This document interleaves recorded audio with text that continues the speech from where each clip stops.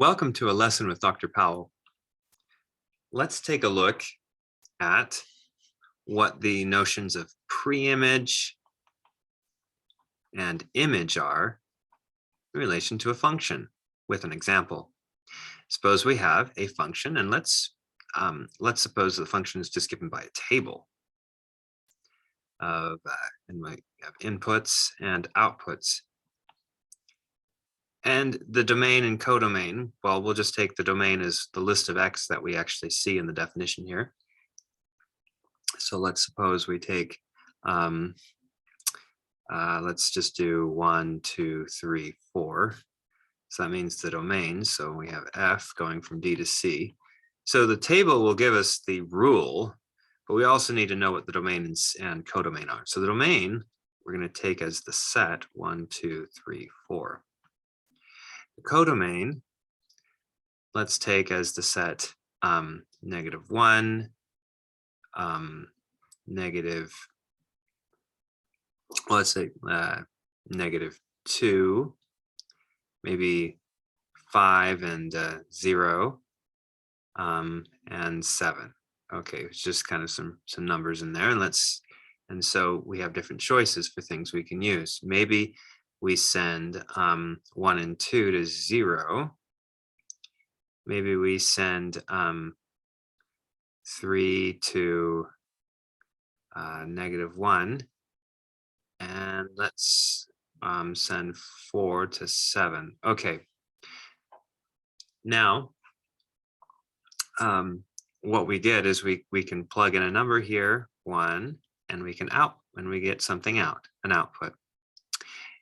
Okay, well, what does this mean? What if I wanted to talk about plugging in more than one thing and seeing kind of what the results would be?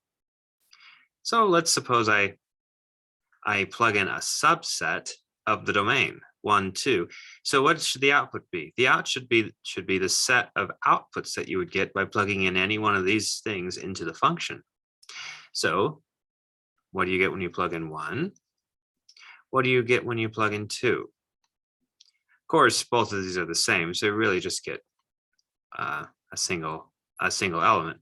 In this way, actually, this function between this set and this set actually describes a function between subsets and subsets. So f of 1, 2 is equal to 0. What would f of 1, 2, 3 be? Well, it would be 0, -1, those two elements.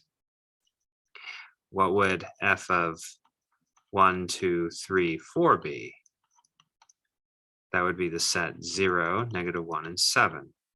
Now notice when I plug in the whole domain, I get this, and this is actually the range of the function when I plug in the whole domain. These things right here are the images of these domain elements via the function. So what's the image of the set 1, subset 1, 2? It's the set 0. What's the image of what's the set 1, 2, 3? It is the set 0, -1. What's the image of the whole domain? It is 0, -1, 7. You can call the range, if you like, the full image of the function. Each domain element too can be considered as having a image.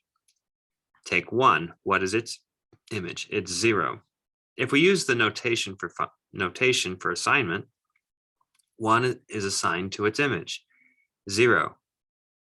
Likewise, the function actually assigns things to subsets. What the subset 1, 2 is assigned to the subset 0. And the subset 1, 2, 3 is assigned to 0, -1. So this is what images are. In particular, when we think about this, it makes sense to have a definition for the collection of subsets of a function. I mean, not of a function, of subsets of the domain. and subsets of the codomain. So really this function f defines kind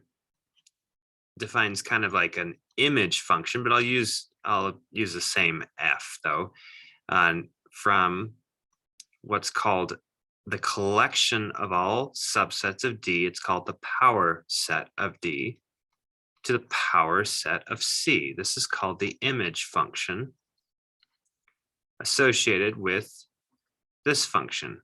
And what it does is it allows you to input something in here. What is P of D? P of D is all subsets of the domain.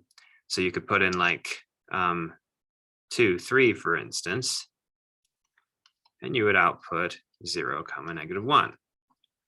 So notice you input something in here in the power set of D. The power set of D is the subsets of D, and you output something that's in the power set of C, which is going to be a subset of C. So in this way, you can think of f as not only being this function, but kind of a function here that's induced from this one called the image function. Now, dually, we have another idea associated with functions, that of preimage. What is a preimage? Well, it just means going backwards the other way. And this preimage idea is now a function that goes from the power set of C to the power set of D. Notice we use the notation for F inverse. However, this isn't really F inverse. This is called the preimage function. And it does not have the same codomain. It doesn't go from codomain to domain. It goes from power set of C, so subsets of C, to subsets of D. This is called the preimage function. How does it work? Well, let's see. Let's try it with some examples. What if we were to plug in something in the power set of C, so just like maybe like 0, 7. Okay, let's just, what does this be? What does this mean? This means everything in the domain that hits 0, 7 in the function rule. So we kind of circle right here all the 0s and 7, and then we look over here and see what corresponds to it. 1, 2, 4. That's the preimage. So it's preimage. It's what is going to have the image of 0, 0 and 7. What has the image of 0 and 7? Well, 1 and 2 do, and 4 does. It just answers that question. It's just kind of going back.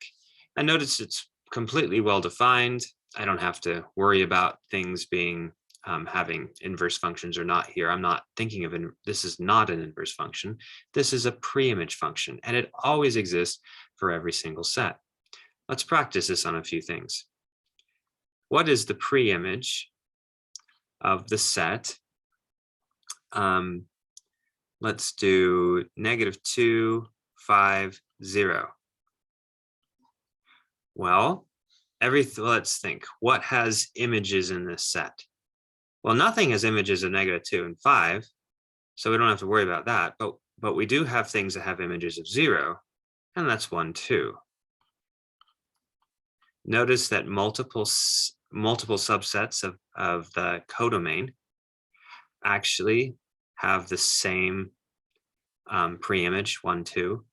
That's because you have things like this that don't do anything, that aren't really images.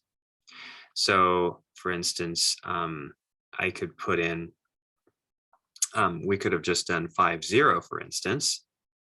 F inverse of 5, 0 ends up having the exact same pre-image subset.